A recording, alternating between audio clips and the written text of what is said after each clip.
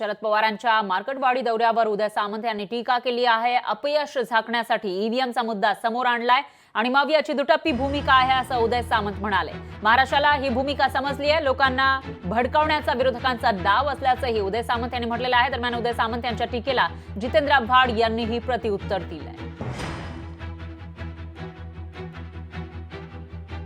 एकीकडे ईव्हीएमच्या नावानं बोंबाबोंब करायची, एकीकडे पहिल्या दिवशी आम्ही शपथ घेणार नाही असं सांगायचं आणि पुन्हा एकदा शपथ घ्यायची।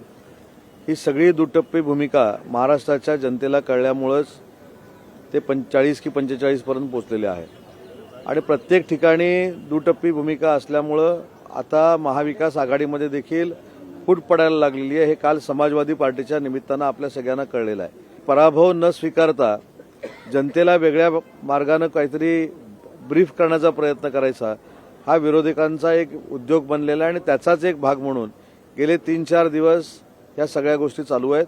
अहिंसेच्या माध्यमातून जर एखादं आंदोलन होत असेल तर निष्कारण पोलिसांनी आणि त्यातल्या त्यात ईसीआयनी मध्ये येणं हे चुकीचं होतं। तुमची महाराष्ट्राचं इलेक्शन संपलं, रिझल्ट लागला, तुम्ही 76 लाख मतं कुठून आली ह्याचं उत्तर देत नाही, पर्सेंटेज कसं वाढलं याचं उत्तर देत नाही आणि इथे जेव्हा बॅलेट पेपरवर पोलिंग होते तेव्हा तिथे तुम्ही मध्ये जाताय, याचा अर्थ काय? लोकशाही मराठी ऐका, पहा, जागरूक रहा।